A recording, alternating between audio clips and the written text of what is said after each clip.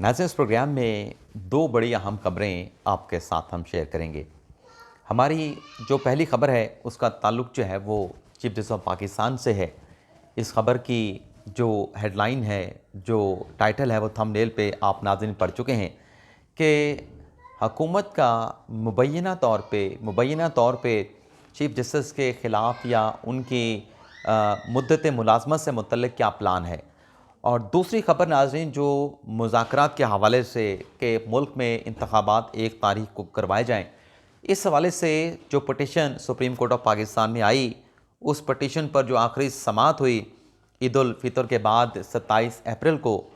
उस अदालती कार्रवाई का जो हुक्मनामा है वो क्यों जारी नहीं किया जा रहा। इस हवाले से भी हुकूमती ज़राए क्या बताते हैं, उनका मौक़िफ़ क्या है, उनका इम्प्रेशन क्या है, ये तफ़सीलात भी आपकी खिदमत में पेश करेंगे। तो नाज़रीन, दूसरी ख़बर से गुफ्तगू का आगाज़ कर लेते हैं। नाज़रीन, हुकूमती ज़राए का ये कहना है कि ये जो मुज़ाकरात के हवाले से सरदार काशिफ़ साहब की एक दरख्वास्त सुप्रीम कोर्ट ऑफ पाकिस्तान में आई थी, जिस पर पहली हियरिंग के ऊपर यानी जिस दिन दरख्वास्त आई उसी दिन जो है वो 3 रुकनी बेंच भी बन गया और उसी रोज़ जो है 3 रुकनी बेंच ने तमाम सियासी जमातों को नोटिस जारी किए और अगली तारीख यानी कल की तारीख के लिए, उससे अगले दिन की तारीख के लिए तमाम सियासी जमातों को जो है वो 19 अप्रैल या 20 अप्रैल को जो है वो बुला लिया गया था। तो हुकूमती ज़राए का ये कहना है कि जो आखिरी समाअत हुई 27 अप्रैल की, जिसमें आके फ़ारूक एच नाइक, जिन्हें एक जादूगर वकील के तौर पर भी जो है वो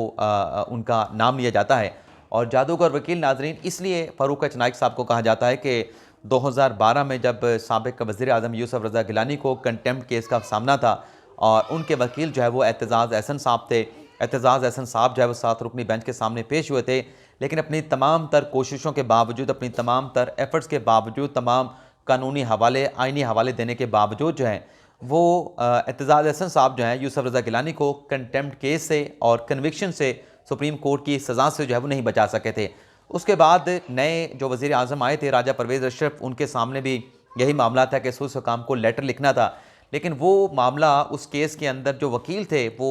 राजा परवेज़ अशरफ के एतज़ाज़ एहसन साहब नहीं थे, बल्कि वो फ़ारूक एच नाइक साहब थे। लेकिन फ़ारूक एच नाइक साहब ने उस केस को जिस तरीके से संभाला और वो लेटर भी लिखा गया और स्विस हुकाम की जानिब से जो केसेस से आसिफ ज़रदारी के खिलाफ वो भी ओपन ना हो सके थे, क्योंकि लेटर एक नहीं 2 लिखे गए थे। एक लेटर लिखा गया था स्विस हुकाम को कि आप ये केसेस खोलें, ये सुप्रीम कोर्ट का फैसला है, और उसके फ़ौरी बाद एक और लेटर लिखा गया था जिसमें ये कहा गया था कि ये आप केसेस इसलिए नहीं खोल सकते क्योंकि पाकिस्तान के आइन के मुताबिक जो ज़रदारी के खिलाफ उनके पाकिस्तान के जो सदर हैं आसिफ ज़रदारी के खिलाफ जो केसेस हैं उन्हें आर्टिकल 248 का इस्तिस्ना हासिल है। तो ये जो नाइक साहब एक फार्मूला सुप्रीम कोर्ट में लेके गए और चैम्बर में जाके उन्होंने फार्मूला जो है वो 5 रुकनी बेंच जिसके सरबराह आसिफ सईद खान खोसा साहब थे उनके सामने पेश किया था, तो फिर इस तरीके से गिलानी साहब तो सज़ा से नहीं बच पाए थे, लेकिन राजा परवेज़ अशरफ साहब जो थे वो तौहीन अदालत की सज़ा से भी बच गए थे। उनके खिलाफ उस केस को ड्रॉप भी कर दिया गया था और आसिफ ज़रदारी के खिलाफ भी किसी किस्म का कोई एक्शन या सुस हुकाम के आने से वो केसेस जो है वो दोबारा से री ओपन नहीं हो सके थे। तो वो जो एक उनका केस जो हैंडल करना था फ़ारूक एच नाइक साहब का, उन्हें जादूगर वकील का नाम जो जादूगर वकील का खिताब जो है उस वक्त 2012 में दिया गया था। अब इस केस में भी जब 27 अप्रैल को समाअत हुई तो शाह महमूद कुरैशी साहब ने एक लंबा चौड़ा भाषण जो है वो अदालत के सामने रखा, सियासी एक भाषण था उनका। तो चीफ साहब ने कहा कि छोड़ें वो तमाम सियासी बातें हैं, आप मुज़ाकराती टेबल पर बैठे हैं, हम किसी को हुक्म नहीं देते, किसी को पाबंद नहीं बनाते। यानी पूरा जो एक प्रोवोक करने की कोशिश की गई और शाह महमूद कुरैशी साहब ने इंप्रेशन भी दिया कि हम मुज़ाकरात नहीं चाहते, हम सुप्रीम कोर्ट के पीछे खड़े हैं, सुप्रीम कोर्ट फैसला जो दे चुके 14 मई उसके मुताबिक हम इलेक्शन करवाएं। तो फ़ारूक एच नाइक साहब रोस्टरम पे आए, उनकी जानिब से कहा गया कि देखें ये तो सियासी बातें कर रहे हैं, तो सियासी बातें हम भी कर लेंगे, ये मुज़ाकरात की टेबल पर आएँ तो सही, ये मुज़ाकरात की टेबल पर बैठे तो सही, तो उससे कोई ना कोई हल जो है वो निकल आएगा। तो वो जो उस रोज़ की अदालती कार्रवाई थी उसका हुक्मनामा नाज़रीन इस वजह से जारी नहीं हो सका, हुकूमती ज़राए बताते हैं। अच्छा, बहुत सारे दोस्त ये कहते हैं कि मैं बात करते करते किसी और तरफ निकल जाता हूँ, तो ये भी मैं वजाहत कर दूँ क्योंकि बाज़ औक़ात हमने इन चीज़ों का भी ख्याल रखना होता है, क्योंकि आप तो जो मुस्तकिल व्यूअर्स हैं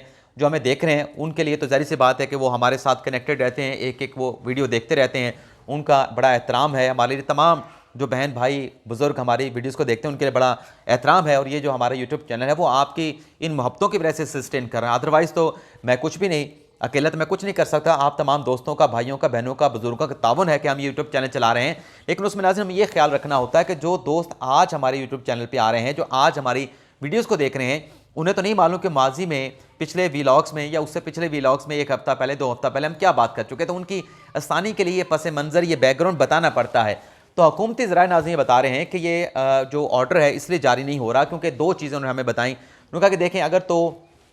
जो 2 अक्टूबर अपना मई की डेट है, जो मंगल को दोबारा से पाकिस्तान तहरीक-ए-इंसाफ के और हुकूमती इत्तेहादी सियासी जमात के मुज़ाकरात होने हैं, उनमें अगर कोई नतीजा निकल आता है, किसी डेट पे इत्तफाक हो जाता है या कोई अगली तारीख पड़ जाती है 3 मई की, 4 मई की, तो अदालत ये इंतज़ार करे कि अगर कोई इत्तफाक राय पैदा हो जाता है तो उस इत्तफाक राय को इलेक्शन की डेट के हवाले से उस ऑर्डर के अंदर इनकारपोरेट कर दिया जाएगा, उसमें शामिल कर दिया जाएगा। तो एक तो इस बात का हो सकता है कि इंतज़ार किया जा रहा हो। दूसरा नुकता यह बताया गया कि अगर इत्तफाक राय नहीं होता, पीटीआई और हुकूमती इत्तेहादी सियासी जमातें इलेक्शन की किसी एक तारीख पर मुत्तफिक नहीं होती, तो इस सूरत में हो सकता है कि अदालत जो है इस दरख्वास्त को डिसमिस कर दे, इसको मुस्तरद कर दे। तो गालिबन अदालत जो है वो मौका दे रही है, दोनों सूरतों के हवाले से जो डेवलपमेंट होगी उसके तनाज़ुर में अदालत जो है इस पटिशन का तहरीरी फैसला जो है वो जारी कर दी गई। तो हमें यह बताया गया हुकूमती बड़े अहम रहनुमा की तरफ से।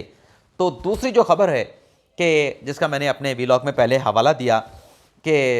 बल्कि मुझे वो खबर भी भूल गई, मुझे थोड़ा सा रिकॉल करने दें। हाँ, चीफ जस्टिस से मुतल्लिक हुकूमत का क्या प्लान है। तो नाज़रीन, मैंने ईद उल फितर के बाद एक वीलॉग किया और ईद उल फितर के बाद आपको याद होगा कि 20 अप्रैल की डेडलाइन थी कि जो supreme court practice and procedure bill है वो 20 अप्रैल को कानून की शक्ल अख्तियार कर जाएगा। इस बात का इजहार जो है आज़म नज़ीर तारड़ साहब ने कौमी असम्बली में भी किया था, लेकिन साथ में उन्होंने ये कहा था कि 20 अप्रैल को ये मुजवज़ा जो कानून है ये हतमी तौर पे कानून तो बन जाएगा, लेकिन अमल दरामद का मामला रुका रहेगा क्योंकि मामला जो है वो सुप्रीम कोर्ट पाकिस्तान में ज़ेर समात है। आप नाज़रीन को मालूम है कि कल 2 मई भी है और 2 मई तक इस कानून के हवाले से जो 8 रुकनी बेंच बैठा था उस मुकदमे की समाअत करने जा रहा है। और इसमें एक और चीज़ भी नाज़रीन आपको क्लियर कर दें कि इसमें यह कहा जा रहा है कि सुप्रीम कोर्ट ने तमाम सियासी जमातों को इस केस में नोटिस कर रखा है। अभी तक इस केस में तमाम सियासी जमातों को नोटिस नहीं किया गया, सिर्फ अटॉर्नी जनरल को नोटिस किया गया है, सुप्रीम कोर्ट बार को नोटिस किया गया है, उसके साथ साथ जो है पाकिस्तान बार काउंसिल को नोटिस किया गया है और जो मुतल्लिका सरकारी हुकाम हैं, सरकारी वजारतें हैं, उन्हें नोटिस किया गया है। सियासी जमातों के हवाले से 8 रुकनी बेंच ने यह कहा था कि फ़िलहाल अभी सियासी जमातों को नोटिस नहीं कर रहे, मुनासिब वक्त आएगा तो सियासी जमातों को भी नोटिस कर दिया जाएगा। लेकिन इस केस की कार्रवाई के हवाले से मैं एक और दोस्त का वीलॉग सुन रहा था, वो ये कह रहे थे कि दरअसल ये 8 रुकनी बेंच ने इस केस को इसलिए टेकअप किया है क्योंकि 8 रुकनी बेंच के जो सरबराह हैं उमरता बंदयाल साहब, उन्हें यह पता चला कि एक थॉट प्रोसेस चल रहा है जो इस मुजवज़ा कानून के तहत एक कमेटी बननी है जिसमें चीफ जस्टिस बंदयाल साहब होंगे, जिसमें जस्टिस काजी फैसल साहब होंगे, जिसमें सरदार तारिक मसूद साहब होंगे। और बताया उस वीलॉग में यह गया जिसका हकीकत के साथ कोई ताल्लुक़ नहीं बनता, जिसकी लॉजिक नहीं बनती, जिसका कोई एक दलील नहीं बनती। बताया नाज़रीन ये गया था कि चीफ साहब को ये बात पता चली कि बाकी जो 2 जजेस हैं, अगर ये कानून बन जाता है तो सो मोटो केसेस के हवाले से जो एक कमेटी बनेगी उसमें चीफ साहब होंगे, काजी फैसल साहब होंगे, सरदार तारिक मसूद साहब होंगे। तो वो जो बाकी के जो 2 जजेस हैं वो ये प्लान कर रहे थे कि कानून बनने के बाद हम एक बेंच जो है वो चीफ जस्टिस उमरता बंदयाल साहब का, उसको हम जो है वो कोयटा भिजवा देंगे। यानी कहा गया कि चीफ जस्टिस को कोयटा भिजवाने की कोई प्लानिंग हो रही थी, कोई गौर किया जा रहा था। और दूसरा कहा गया कि जस्टिस इजाजुल हसन साहब का बेंच जो है वो, यानी मैं वाज़ेह तौर पर बता देता हूँ कि वो इशारा ये दे रहे थे कि काजी साहब सरदार तारिक मसूद साहब ये गौर कर रहे हैं कि चीफ साहब का बेंच जो है वो कराची भिजवा दिया जाए क्योंकि उनकी अक्सरियत हो जाएगी, जो कमेटी कानून के मुताबिक बनेगी, और मुनीब अख्तर साहब का जो बेंच है उसको पेशावर भिजवा दिया जाए, इजाजुल हसन साहब का जो बेंच है वो कराची भिजवा दिया जाए। यानी इस तरीके से यहाँ पर जो इलेक्शन का केस है वो इल्तवा का शिकार हो जाएगा और केस आगे नहीं चलेगा और यहाँ पर बैठ कर जो है वो बाकी को जजेस हैं वो अपना बेंच बना के बैठ जाएंगे। इस नाजरीन लॉजिक का ताल्लुक जो है वो हकीकत के साथ इसलिए नहीं बनता कि ये जो कानून बन रहा है, जो कि बन चुका है, उस पर अमल दरामद सुप्रीम कोर्ट ने रोक रखा है, कल इसके ऊपर दोबारा हेयरिंग होने जा रही है। ये कानून सिर्फ आर्टिकल 184(3) के मुकदमात के हवाले से है और ये आर्टिकल 184(3) के मुकदमात के हवाले से कानून नाज़रीन ये है कि अब अगर किसी ने सो मोटो लेना है तो सो मोटो कैसे लिया जाएगा, वो सो मोटो किन हालात में लिया जाएगा, किन मामलात पे लिया जाएगा, और इसके साथ साथ उसका बेंच कौन सा होगा, कितने रुकनी बेंच होगा, ये सिर्फ इस एक पॉइंट के हवाले से है। सुप्रीम कोर्ट में जो बेंचेस बनते हैं, जो मुकदमात समाअत के लिए मुकर्रर होते हैं, वह तमाम के तमाम सो मोटो के केसेस नहीं होते और वो आइंदा आने वाले केसेस के हवाले से है, या जो केसेस चल रहे हैं उन केसेस के हवाले से, जो केसेस पेंडिंग पड़े हैं उन केसेस के हवाले से है कि आप ये सोच सकते हैं क्या ऐसा हो सकता है कि जब ये कानून बन जाएगा तो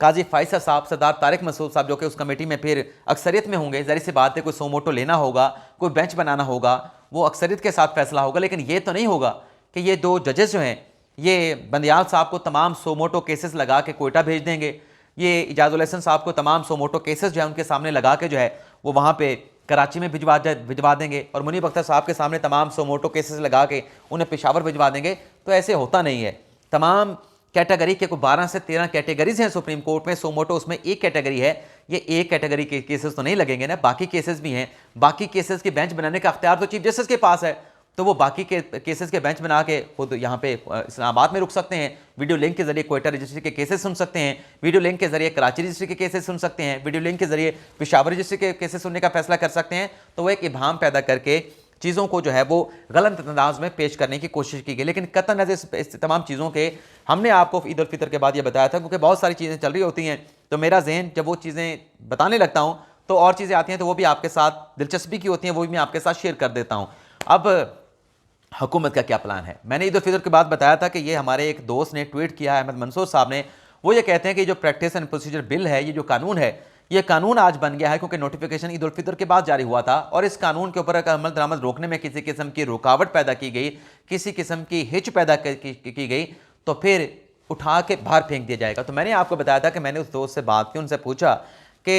ये आपका इशारा जिनकी तरफ है वो तो सुप्रीम कोर्ट के जज साहबान हैं, तो सुप्रीम कोर्ट के जजेस को हटाने का एक तरीका है, और वो तरीका ये है कि सुप्रीम जुडिशल काउंसिल में रेफरेंस दायर किया जाए, आर्टिकल 209 की कार्रवाई है उसको इनिशिएट किया जाए। तो आप ये किस बुनियाद पे कह रहे हैं कि जो अमल दरामद रोकेंगे उन्हें उठा के बाहर फेंक दी जाएगा, ज़ीरो टॉलरेंस का जो है वो एक जो है मैसेज दे दिया गया है? तो उसने पूछा मुझे नहीं पता, कि जैसे कैसे भी है, मुझे कुछ पता चली, मैंने वो इन्फॉर्मेशन जो है वो ट्विटर के ऊपर शेयर कर दी। तो मैंने कहा कि मैंने भी आपको बताया था कि मैंने उनसे पूछा तो उनके पास कोई लॉजिक नहीं थी, कोई रीज़न नहीं थे कि कैसे जजेस को उनके ओहदे से हटाया जा सकता है, क्योंकि उठा के फेंकने का मतलब ही है कि जजेस को सुप्रीम कोर्ट से फारिग कर दिया जाएगा। तो मैंने फिर इस चीज़ को बहावलपुर से वापस आके जब मैं यहाँ पर दोबारा इस्लामाबाद वापस आया, मैंने चीज़ों को डिग आउट किया, तो मुझे ये पता चला कि ऐसा हो सकता है, ऐसी पॉसिबिलिटी हो सकती है कि जब 2007 की एमरजेंसी लगी और उस एमरजेंसी के नतीजे में परवेज़ मुशर्रफ साहब ने बहुत सारे जजेस को घर भेज दिया, वो जजेस घर चले गए, वो जजेस घरों पे बंद कर दिए गए जिन्होंने पीसीओ के तहत हल्फ उठाने से इनकार किया था, तो अदलिया एक मरतबा फिर माजूल कर दी गई। इफ्तिखार मोहम्मद चौधरी को एक मरतबा फिर चीफ ऑफ पाकिस्तान के ओहदे से हटा दिया गया। फिर एक पूरी तहरीक चली, एतजाज़ हसन साहब भी उस तहरीक का हिस्सा थे और मुसमिक नवाज़ भी उस तहरीक का हिस्सा थी, पाकिस्तान तहरीक इंसाफ इमरान खान साहब, नवाज शरीफ भी उस तहरीक का हिस्सा थे।